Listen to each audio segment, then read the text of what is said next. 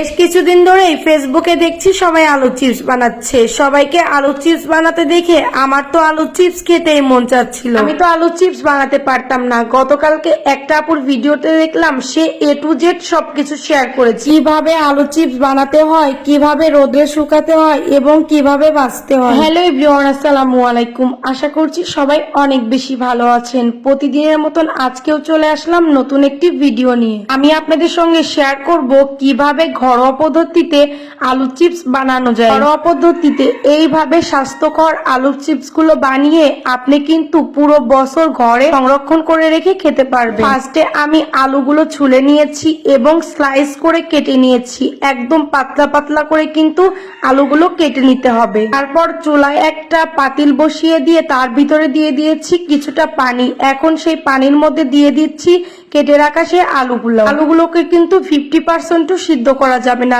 Just একটা বলক উঠলে আলুগুলো নামিয়ে নিতে হবে।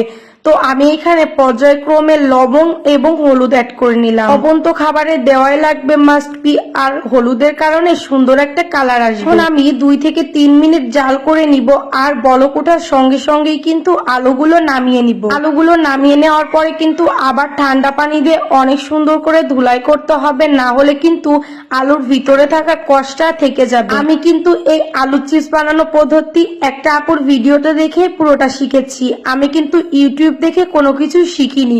ইউটিউব দেখে যদি আমি রান্না করতে যাই তাহলে কিন্তু আমি অনেক কিছুই উল্টোপাল্টা করে ফেলি, মানে ওই ভুল ভ্রান্তি হয়ে যায়। এখন আমি ছাদে চলে এসেছি আলু চিপস গুলা রোদে শুকানোর জন্য।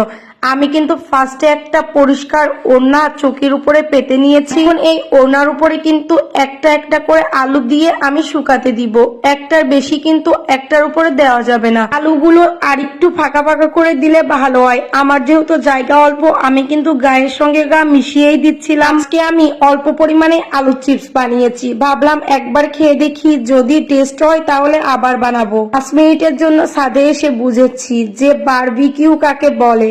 মানে আমি নিজেই বারবিকিউ হয়ে গিয়েছি। আমি তো আমার কাপড়গুলা নিয়েও কখনো ছাদে আসি না। আমার রুমের 2টা বেলকনি আছে, আমি 2টা বেলকনিতেই আমাদের কাপড়গুলো মেলে দিই। রোদে কাপড় মেললে কিন্তু কাপড়গুলো একদমই জ্বলে যায়। আর আপনাদের ভাইয়া যেহেতু ফর্মাল ড্রেস, আমি কিন্তু ছাদে কাপড় দিই না। এই যে দেখতে পাচ্ছেন আলু চিপস গুলো কিন্তু অনেকটাই শুকিয়ে গেছে, মানে একটা রোদ দিলেই কিন্তু আধা শুকনো হয়ে যায় চিপস গুলো। আর চিপস গুলো হয়েছে একদম পারফেক্ট। দেখতে দেখতে ভিডিও শেষ পর্যায়ে চলে এসেছি। দেখতেই পাচ্ছেন আমার আলু চিপস গুলো কিন্তু একদমই পারফেক্ট হয়েছে। আজকে আর আপনাদের সঙ্গে আলু চিপস ভেজে শেয়ার করবো না, জাস্ট আমি আলু চিপস গুলোর ফাইনাল লুকটাই দেখাবো। আমার মতন এইভাবে পারফেক্ট আলু চিপস কিন্তু আপনারাও ঘরেই বানিয়ে নিতে পারেন।